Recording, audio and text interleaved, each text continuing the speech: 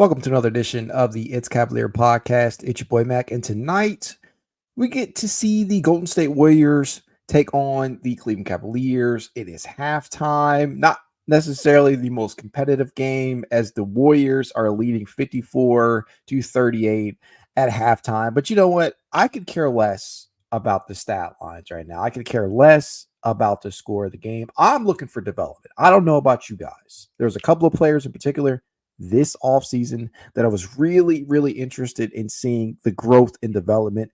We've already gotten to see a few names kind of shine a little bit in terms of Jalen Tyson. But one of the players who has really, really stood out to me these last couple of games has been Craig Porter Jr. Craig Porter Jr. is doing some interesting things. And we know just based upon his rookie year, the dude did a little bit of everything, right? Rebounded at an amazing rate for a guard his size, looking very Rondoian out there, or Russell Westbrookian.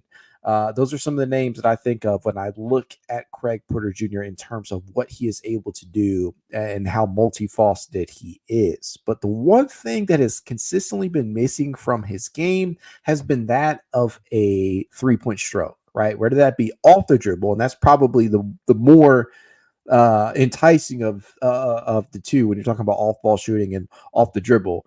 I'm very interested to see that part of his game develop. And what we have seen so far through these first three games, so far, at least 2 games and a half of a game, has been that Craig Porter Jr. has put an emphasis on taking those shots. It don't fucking matter whether or not he's making them, in my opinion, right now, although he has to a degree tonight.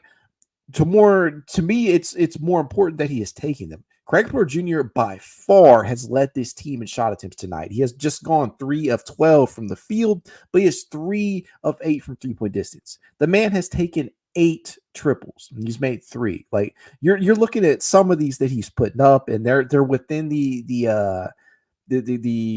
I don't know, the confines of the game, right? They're coming within the flow of the game.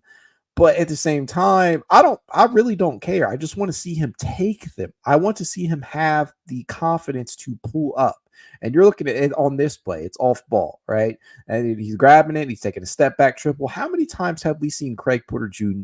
do that in the past season? I just feel like it wasn't something that we necessarily saw all that much, really, if at all, because it just didn't seem like he had the confidence to pull the trigger. So that was the one big area of his game that I was really interested in seeing developed. And this is probably the best environment to showcase that development. Take those reps. It's not practice. It is live ball. You're getting to play against different opponents. It may not be NBA caliber competition, but at the same time, what better use of his time could he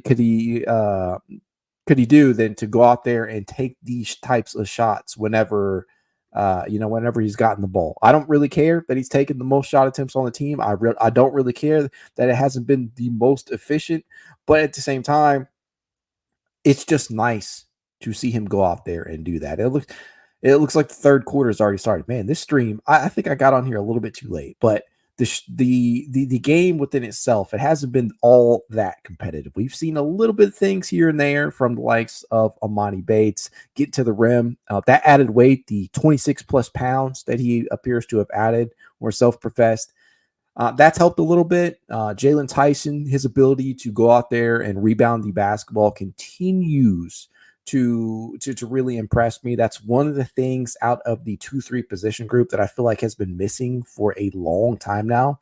And to see him go out there and get out on that glass, it's been encouraging, to say the least.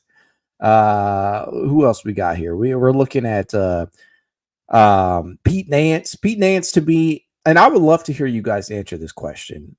Does Pete Nance actually bring anything from an NBA skill standpoint to the table outside of that three-point shot? Because I'm honestly not sold. I'm just not. Outside of that, I just don't see an NBA caliber body for a big man out there. And I understand that could change over time, but I just don't see it. He's not an exceptional rebounder. He is not a well-known playmaker. He's not a noted defender, although the stat line tonight might leave you questioning that statement because he's got 2 steals and a block already.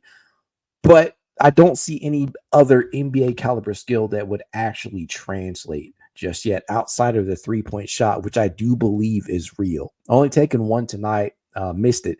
But I think that could actually carry over. The question is, could anything else?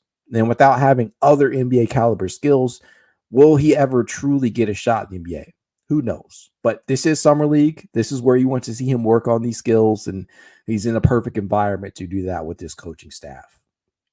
Luke Travers, another guy who's been very, very high on, hasn't had the cleanest game tonight, just 1 of 5 from the field.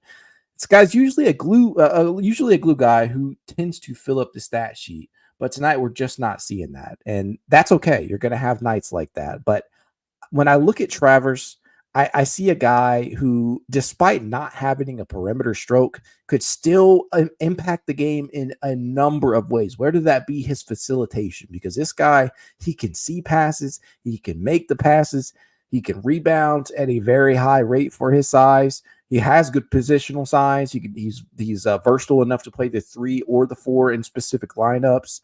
The defense that he plays, to me, is very, very underrated. He is a underrated athlete. He's not going to blow you away with his athleticism or anything like that, but he's got underrated athleticism, in my opinion. He's not necessarily the quickest guy out there. He's not the best finisher around the rim or anything like that, but he has enough craftiness to his game to impact it in a number of ways. And so I remain very, very upbeat about his potential. And if there is no other signing this offseason, if Kobe Altman decided that he was going to throw a 2-way or standard NBA contract Luke Travers' way, I would be okay with that.